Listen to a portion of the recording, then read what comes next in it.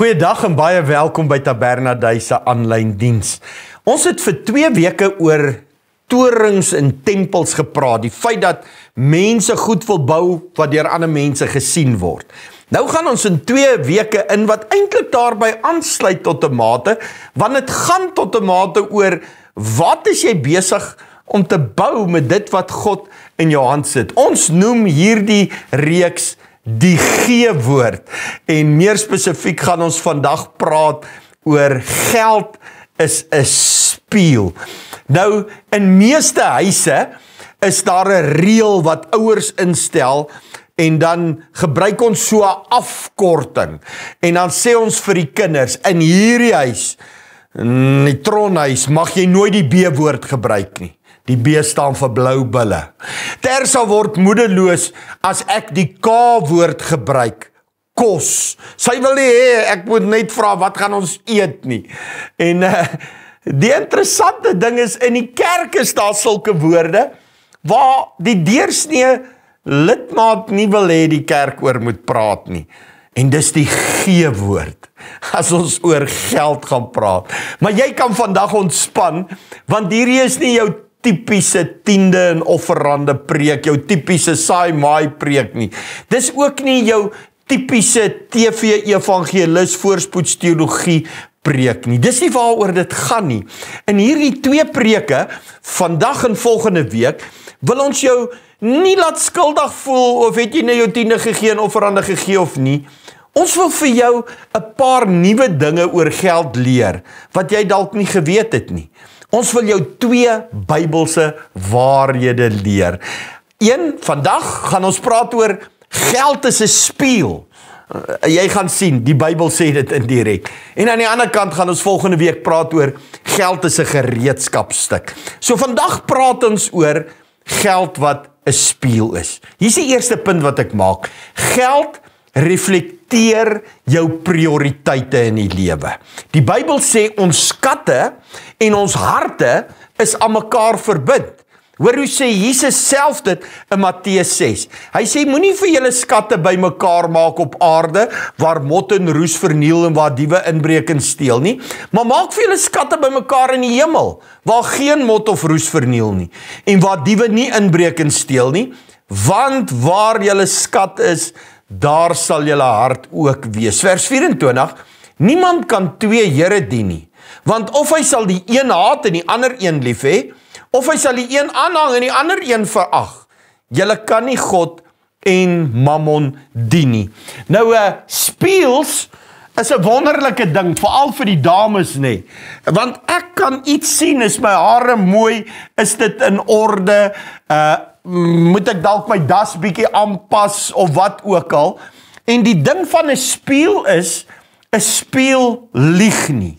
Dit reflekteer wat werklik voor dit staan. Ek praat nou van 'n ware spieël. Partykeer by die pretparke kry jy spieëls wat jou langer of korter laat lyk. Daar's een spesifieke spieël by party pretparke waarvoor ek mal is. Hy laat jou maarder lyk. Hy shrink jou so bietjie. Maar 'n ware spieël wys net wat daar regtig staan.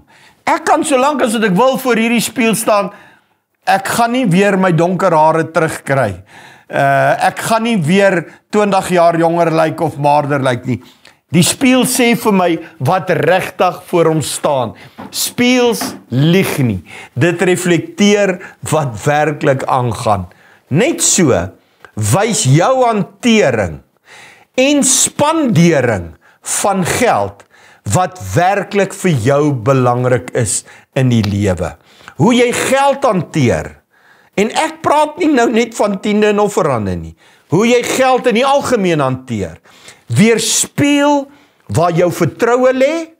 Dit weerspieël wat vir jou belangrik is, wat vir jou waardevol is, wat vir jou saak maak in die lewe. Geld mag dalk neutraal wees, maar dit openbaar iets van jou hart en wie dit regeer. As ons vandag jou maandelikse daaglikse spandeergewoontes op 'n stuk papier kon plaas, waarheen sal dit wys? En ek dink dit gaan hoofsaaklik na een van 2 kante toe wys. A, word God daarin verheerlik? Word God daardeur verheerlik, word hy daarin vertrou. En ek sê weer, dit gaan nie net oor wat gee vir die kerk nie, dit gaan oor jou blindelingse gehoorsaamheid, dag vir dag, selfs al is jy nie by die kerk nie, om te doen wat God sê jy moet doen. Nie net oor wat jy met jou 10de doen nie, dit weet ons, dit behoort aan God, dis nie joune nie, dis syne. Maar wat doen jy met die ander 90%? Hoe spandeer jy dit? Dit reflekteer iets van jou hart. Dan aan die B-kant, dui dit dalk op iemand wat vergader, iemand wat aardse skatte en rykdomme probeer bymekaar maak, waarskynlik vir die verkeerde redes. Soos ons die vorige 2 weke gepraat het, dalk besig om torings te bou, omdat ek wil hê mense moet my raak sien. Hier is die tweede ding. Geld ontbloot ons vrese. Baie mense versamel, juis omdat hulle angstig is. Sê nou net ek maak dit nie. Sê nou net een of ander ramp tref. Sê nou net, en moet my nie verkeerd verstaan nie, die beginsel van om te spaar is 'n Bybelse beginsel, jy moet spaar. Maar daar's 'n verskil tussen om te spaar en om net te versamel, om te kan sê ek het meer. Gee my net nog 'n bietjie meer.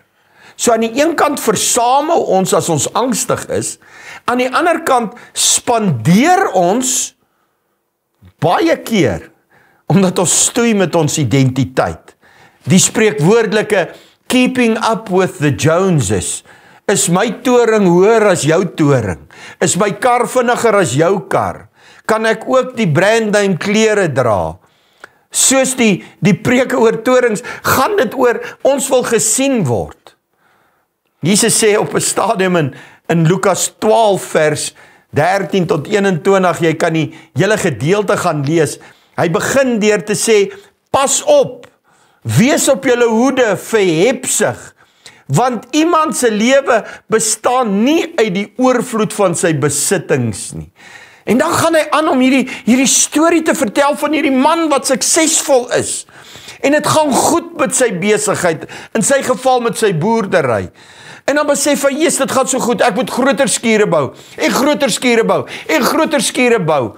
En hy maak net by mekaar, en in sy geval vir die verkeerde redes. Op 'n dag sê hy, Jesus, dit het nou so goed gegaan. Nou kan ek maar ophou werk. Nou hoef ek nie meer te werk nie. Nou kan ek alles wat ek het, net spandeer en uitgee, vermors, want ek het nou so goed gedoen. Ek het alles so mooi by mekaar gemaak. En dan kom Jesus, en is amper asof Jesus so bietjie hierdie man se babbel kom bars, as hy vir hom sê, as hierdie ou sê, siel, jy het goed gedoen, jy is die beste man, hy lyk vir homself so mooi, en dan sê God aan hom, jou dwaas, en hierdie nag sal hulle jou siel van jou afwys, en wat jy gereed gemaak het, wie sal dit dan wees? En dan sê hy, so gaan dit met hom wat homself skatte vergader, en nie ryk is in God nie. En ons moet hierdie gelykenis reg verstaan. Dit gaan nie, hierdie man wat sy skure volgemaak het, dis nie waaroor dit gaan nie. Dis reg om te spaar vir jou ou dag is goed. Dit gaan in sy geval, nêrens in hierdie prentjie, het hy plek gemaak vir God nie. Hy het nie plek gemaak om God se stem te hoor nie. Sy probleem was nie sy rykdom nie, dit was sy geestelike blindheid. Hy kon nie sien dat as hy in die spieël van geld kyk, dat sy geld oor hom gaan, en dat dit iets van sy hart openbaar nie. Jou bankbalans, dit wat jy versamel, kan en mag nooit jou sekuriteit wees nie. Jou vertroue en jou geloof in God moet altyd in Jesus Christus wees. Wat ontbloot jou rekening, jou maandelikse uitgawes, oor jou vrees, en jou ongeloof, jou onvermoë om God blindelings te vertrou. Wanneer die Bybel onder andere oor geld praat, oor tiende praat, en ek sê weer, dis nie waaroor hierdie preek gaan nie, dan praat hy van die beginsel van eerstes, om jou eerste vir God te gee. Nou dink daaraan as 'n boer sy eerste lammetjie of sy eerste kalfie van 'n spesifieke vroulike dier weggee. Hy het geen waarborg dat daai bees of daai skaap weer gaan lam of gaan kalf nie. Maar dis die geloof. Dis die geloof van om blindelings gehoorsaam te wees. Ek weet nie, maar eintlik weet ek. Want my geloof is in God en hy het beloftes gemaak. Hier is die derde punt. Geld gaan of aanbid word, of dit kan gebruik word om te aanbid. Te veel mense, selfs Christene, aanbid geld. En eintlik verdien net God mos jou aanbidding. Ek wil hierdie voorbeeld gebruik van 'n termometer. 'n Termometer skep nie hitte nie. Dit meet hitte. Dit sê, is dit nou vandag 30 grade of 25 grade? Hoe jy jou geld spandeer, kan nie liefde skep nie. Party ouers dink dit kan. Hulle dink dat hulle wys hulle liefde vir kinders deur vir die kind geld te gee. Geld kan nie liefde skep nie. Maar geld, onthou, is hierdie spieël wat iets reflekteer van jou hart. So net soos wat 'n termometer nie hitte kan skep nie, maar hitte meet, so meet jou geld. Dis rowwe woorde, jou liefde vir God. Dit meet jou gehoorsaamheid aan God. Dit meet jou vertroue en jou geloof in hom. As ek dit nou prakties moet toepas, dan sou ek sê, miskien moet ek en jy hierdie week so bietjie 'n geestelike audit op ons hantering van finansies doen. Dis altyd 'n goeie idee vir 'n man en vrou in huwelik om saam te sit en bietjie na ons begroting en ons uitgee gewoontes, ons spandeer gewoontes te kyk. Dit gaan baie druk van die huwelik en van die huishouding afhaal as ons dit beter bestuur. Maar wat van 'n geestelike audit? En net sê, waarheen is die natuurlike vloei van ons geld? Daar's goed wat ons nie beheer oor het nie. Iewers moet jy water en ligte en eiendomsbelasting betaal. Iewers moet jy skoolfonds betaal en daar's goed wat moet gebeur. Maar die res, waarheen vloei dit? Vloei dit alles na jou sport toe, na jou stokperdjie toe, alles na jou kinders toe, alles na jouself en die bou van jou torings toe? Of gaan dit in gehoorsaamheid aan wat God sê ek moet doen? Wat sê jou hantering van geld oor jou geloof en jou afhanklikheid van God? Is jy daar waar jy hom blindelings kan vertrou? Miskien wanneer ek en jy vandag in geld as 'n spieël kan kyk, dan sê die spieël dalk vir jou goed wat jy nie oor jouself geweet het nie. Maar die spieël jok nie. En jou hantering van geld jok ook nie oor jou verhouding met die Here nie. Kom ek bid saam met jou. Here, baie dankie. Die Bybel sê, en ek glo dit, God is die gewer van alle goeie gawes. Dis U wat geld in ons hand sit.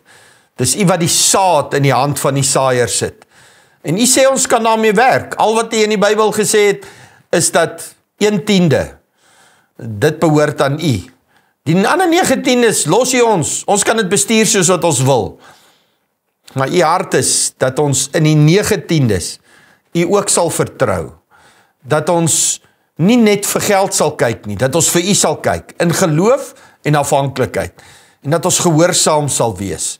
Ek bid dat elkeen van ons vandag net vir 'n oomblik in die spieël kyk en mans genoeg, vrou genoeg sal wees vir die realiteit van wat ons sien. En as ons moet bely, laat ons bely, en ek vir een wil van vooraf sê, Here, ek vertrou U ten volle met my hele huishouding se geld. U is die gewer, maar U is die een wat die bron is, wat elke dag kos op my tafel sit, klere aan my lyf sit, vir my werk gee. U is die een wat vir my sorg. My vertroue gaan nie in geld wees nie, my vertroue is in U. Ons bid dit in Jesus se naam. Amen.